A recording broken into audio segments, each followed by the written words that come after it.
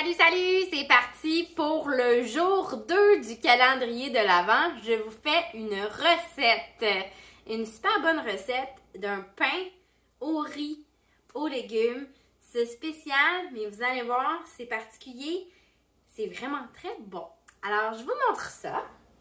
Donc, c'est super simple, c'est vraiment rapide à faire. On peut même la faire d'avance puis la faire cuire un petit peu plus tard.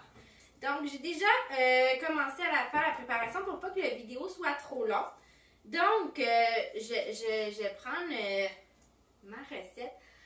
Pour ceux qui vont le mettre au four tout de suite après, on va partir le four à 400 Fahrenheit. J'ai fait chauffer dans la poêle un mélange de légumes congelés. Moi, j'ai choisi ces légumes-là. Il suggérait dans la recette des macédoines. J'aime pas beaucoup les macédoines. Alors, j'ai pris ces légumes-là de chez Costco. Je vais les mettre dans mon petit robot ici pour les hacher, dans le fond, en petits cubes. J'ai déjà mis, ça prend aussi un tiers de tasse de tomates séchées. Dans l'huile. Je les ai déjà broyés ici dans mon petit robot. Donc, je vais juste ajouter mes légumes à ça. Pour les couper en petits morceaux, comme si c'était une macédoine dans le fond. Ça prend 2 tasses de légumes qu'on a fait griller là, dans la poêle 5-6 minutes. Il suggère des légumes congelés, mais sincèrement, si vous n'aimez pas les légumes congelés, vous pouvez très bien le faire avec des légumes frais. Faites-les juste cuire un petit peu plus longtemps. Donc, je vais les réduire en morceaux, mais pas trop. Je vais juste vérifier. Là, j'ai mes tomates dedans aussi. Ils disent une demi-tasse. Moi, j'en ai mis un petit peu moins parce que moi, j'aime beaucoup ça, mais mes enfants sont pas fans. Alors, c'est pour ça que je les ai mis avant aussi pour vraiment les défaire en petits morceaux. Puis j'en ai mis peut-être un quart de tasse. Je cuisine beaucoup à l'œil et au goût. Des fois, il y a des choses qu'on aime plus, des choses qu'on aime moins. Fait que c'est correct de modifier les recettes pour l'adapter à nos goûts. Le but, c'est qu'on aime ça. C'est pas que de cuisiner pour qu'on n'aime pas ça. Fait que ça, c'est pour mes légumes. Je suis assez contente la texture. Alors, dans un bol, on va mélanger 4 œufs.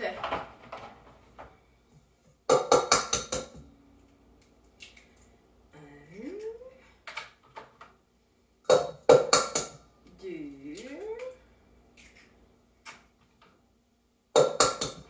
3 et puis 4. On va ajouter à ça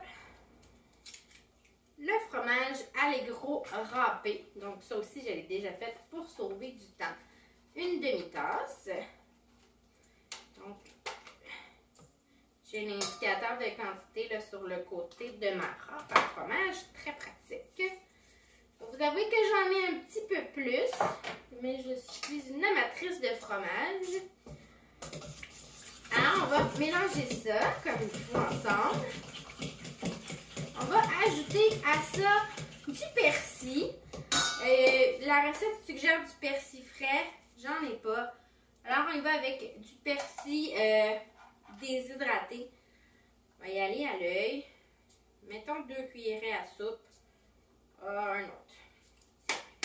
Je cuisine beaucoup à l'œil. Si vous avez du persil frais, c'est un tiers de tasse. Je crois que la relation entre les épices fraîches et les épices déshydratées, c'est divisé par 2. Donc, simplement mettre la moitié d'un tiers de tasse. On va ajouter du poivre. On n'aura pas besoin d'ajouter du sel.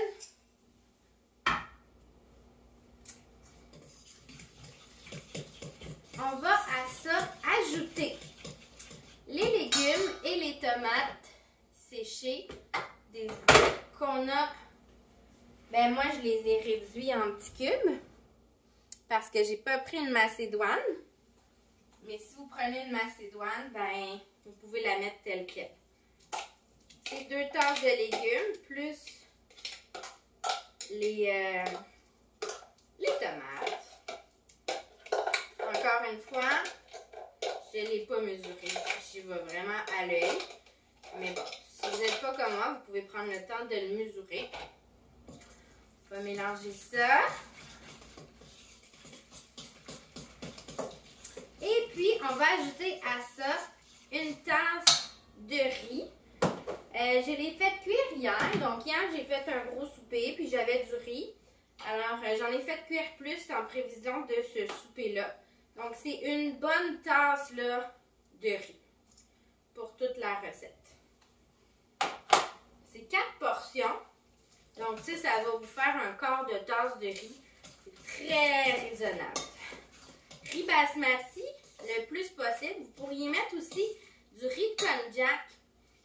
Ça va vraiment réduire l'indice glycémique du riz. Vous pourriez mettre aussi du quinoa.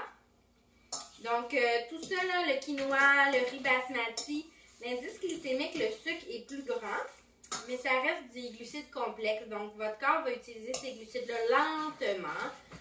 Il va avoir moins tendance à les stocker en gras. Puis, ils sont quand même remplis de plusieurs trucs de nutriments.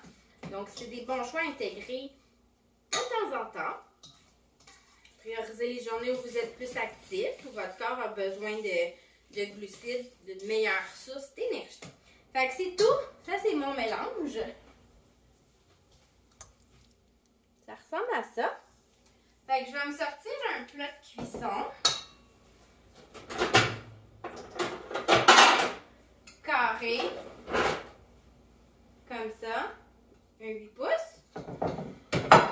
Je vais le huiler comme il faut. Pas que ça colle.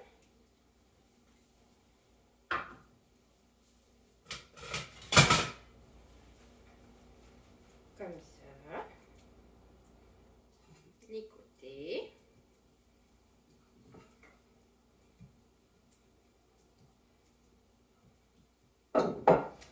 Et puis, on va juste tout mettre ça dedans.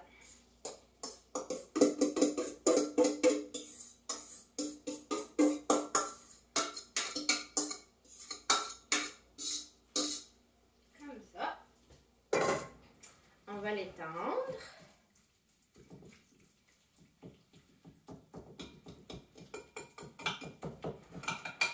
Puis on va le presser là, comme il faut. Quand ça va cuire, ben, les œufs vont faire leur job de liant, ce qui va donner un genre de pain. Ça va se tenir. Évidemment, je vous suggère de le laisser tempérer quand vous allez le sortir du four un petit peu pour justement laisser le fromage et les œufs faire leur job puis se fixer en pain. Donc, moi, je vais juste mettre un papier par-dessus. Je vais le mettre au four un peu plus tard, juste avant le souper. Donc, voilà, on va faire cuire ça au four, là, comme j'ai dit tantôt, à 400 pendant 30-35 minutes.